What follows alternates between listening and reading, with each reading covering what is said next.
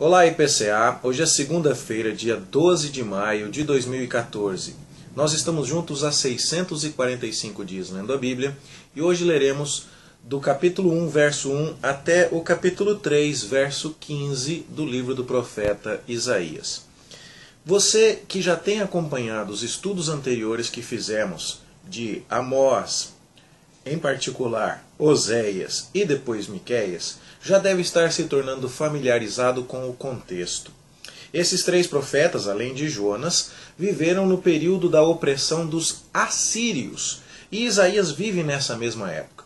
Nós publicamos num boletim de 2 domingos atrás um resumo dos principais fatos históricos desta época em que a política de expansão do Império Assírio é a grande ameaça para nações menores, como é o caso de Israel e de Judá. E o desafio do povo de Deus era manter-se puro, não se entregar à sedução da idolatria, que era uma grande tentação naquela época, mas confiar em Deus e obedecer à aliança dos dias de Moisés, afinal de contas Deus continuava o mesmo, para que o povo permanecesse na posse da terra prometida. Nenhuma nação, por maior que fosse, os tiraria dali. Na verdade, eles vão perder a terra prometida não porque os assírios são poderosos, mas porque eles são desobedientes. E é sobre isso que Isaías fala desde o começo. Nós vimos que Miqueias, lá no seu capítulo 6, verso 2, chama os céus e a terra como testemunhas de que o povo descumpriu a aliança, pois Isaías faz a mesma coisa. E lembre-se, Isaías é contemporâneo de Miqueias. No verso 2 ele diz: ouvi, ó céus, e dá ouvidos, ó terra, porque o Senhor fala. Eu criei os meus filhos, eu dei toda essa terra para eles, mas eles se esqueceram de mim. O boi sabe quem é o seu dono, o jumento sabe quem é o seu dono, mas Israel não sabe que me pertence.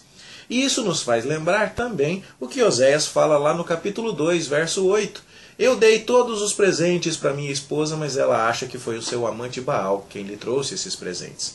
Então, muitas das ideias que estamos vendo aqui em Isaías nem vamos comentar em maiores detalhes neste primeiro momento, porque você já as conhece.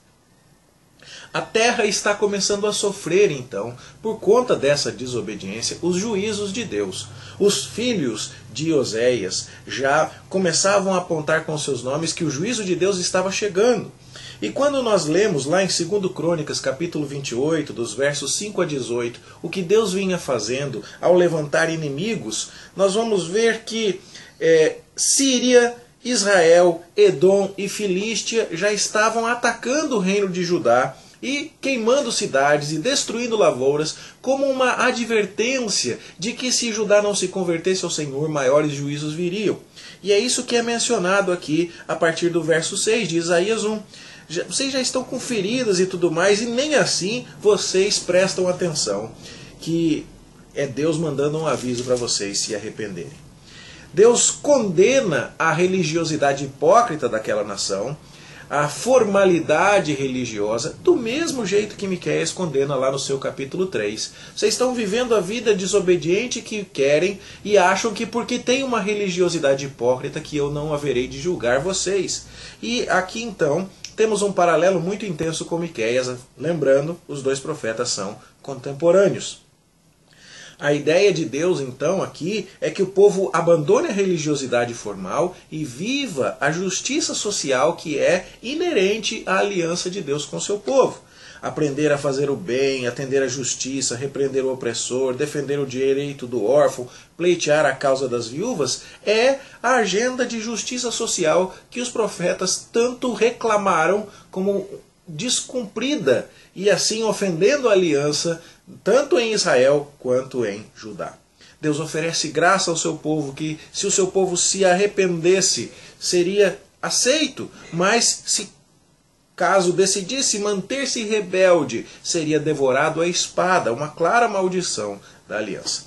Há um lamento aqui de que a cidade fiel se fez uma prostituta, e a gente tem que lembrar de Oséias com isso, não é verdade? Os príncipes são rebeldes, companheiros de ladrões, e aí a gente lembra de Miqueias capítulo 3. E aí então Deus está dizendo que vai voltar a sua mão para purificar a cidade e vai restituí-la como nos dias de antigamente, no seu estado de beleza e de justiça. E mais uma vez a gente se lembra de Miqueias. Em particular no seu capítulo 7. O povo vai sofrer, o povo vai enfrentar a disciplina, mas no final as coisas estarão ainda melhores. Então, Isaías, como Miqueias e como os profetas, fala de juízo, denuncia o pecado, fala de juízo, mas vai anunciando uma restauração futura que será melhor do que a condição anterior, obviamente.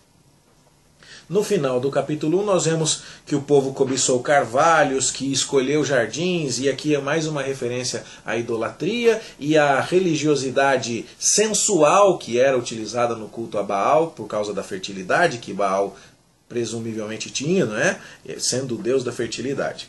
E aí, então você vê Deus denunciando tudo isso. A injustiça social, a idolatria, a prostituição espiritual e anunciando um juízo nos mesmos moldes que você já viu em Oséias, em Miqueias e em Amós.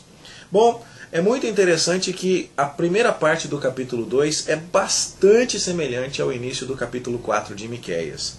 Nós não sabemos se os profetas se conheceram, ou é tranquilo para nós que Deus tenha falado da mesma forma e com as mesmíssimas palavras aos dois. Mas o ponto aqui é, de fato, que o templo que Miqueias condenou como sendo uma desculpa esfarrapada para o povo achar que Deus nunca os castigaria, o templo seria destruído e depois reconstruído melhor. E é exatamente a mesma ideia aqui em Isaías. O povo pisa nos átrios de Deus, mas comete injustiça social. Ele não suporta iniquidade associada ao ajuntamento solene. Mas na glória futura do Israel espiritual, nós vamos ter a religiosidade verdadeira sendo praticada. Agora, infelizmente, o que nós vemos no capítulo 2 de Isaías é a idolatria. O povo é agoureiro e por isso Deus não vai perdoá-lo. E então, Deus vai castigar os homens e vai abater a sua altivez e vai exaltar o seu nome e a sua santidade naquele dia, diz o verso 11 do capítulo 2. A partir de então nós vamos ter um tema muito proeminente nos próximos capítulos, que é o dia do Senhor. Nós já falamos um pouco sobre o dia do Senhor lá em Amós, capítulo 5. O dia em que Deus vai visitar o seu povo, mas essa não vai ser uma visita de amizade, vai ser uma visita de juízo, porque o povo está afastado do Senhor e está corrompendo seus caminhos. Então, nós vamos ver o dia do Senhor sendo mencionado no verso 12, no verso 17, no verso 20, já no capítulo 3, verso 7, e é por isso então que estamos nos estendendo no comentário até o verso 15 do capítulo 3. O dia do Senhor é de juízo.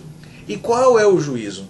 Bom, nesta sessão que vai se iniciar a partir do verso 6 do capítulo 2, você vai ver uma repetição do termo homens, e dando uma ideia de que os líderes, os indivíduos do sexo masculino em Judá, são responsáveis pela ruína espiritual da nação. Então, a arrogância do homem será abatida, diz o verso 17. Naquele dia os homens lançarão as toupeiras e aos morcegos os seus ídolos, diz o verso 20. Afastai-vos, pois, do homem cujo fôlego está no seu nariz, diz o verso 22. Tudo se fala aqui sobre homem.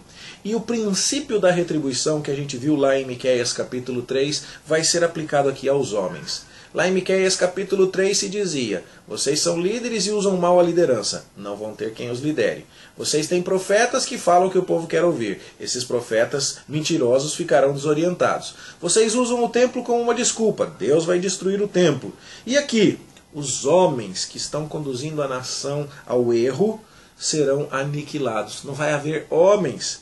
E aí então você vê, naquele dia, capítulo 3, verso 7, não vai ter ninguém disposto a liderar.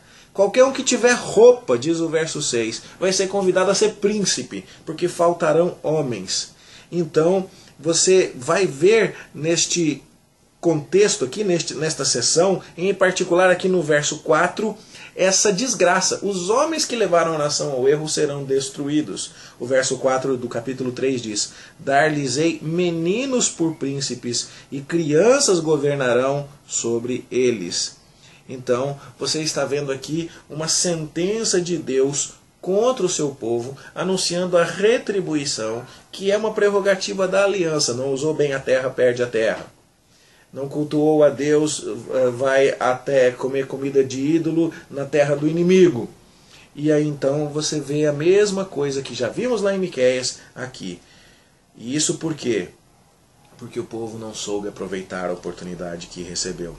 É por isso que, ao morar em Jerusalém e ter da terra de Canaã o seu sustento e tudo mais, e não valorizar esse privilégio, é que nós vemos no verso 1 do capítulo 3. Deus tira de Jerusalém e de Judá o sustento e o apoio, todo o sustento de pão e todo o sustento de água. Coisa que nós já lemos lá em Oséias capítulo 2. Eu dei, mas vocês acham que foram seus amantes que deram, então eu vou tomar.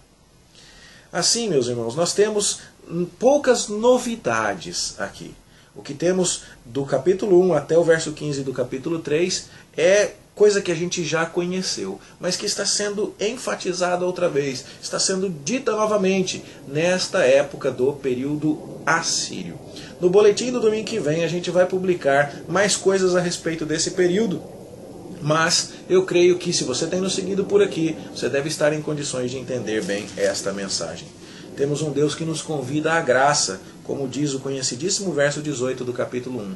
Mas temos um Deus que se manifesta também em juízo contra aqueles que se rebelam contra Ele.